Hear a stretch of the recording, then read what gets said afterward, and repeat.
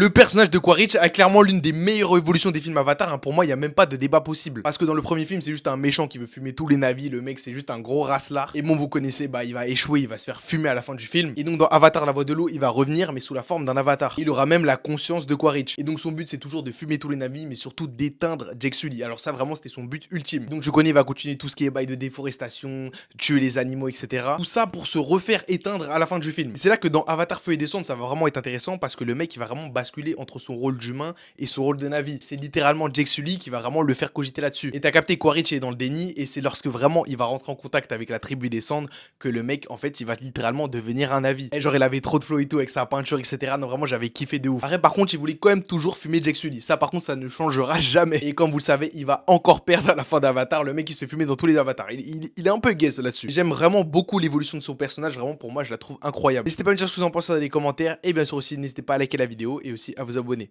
Allez salut.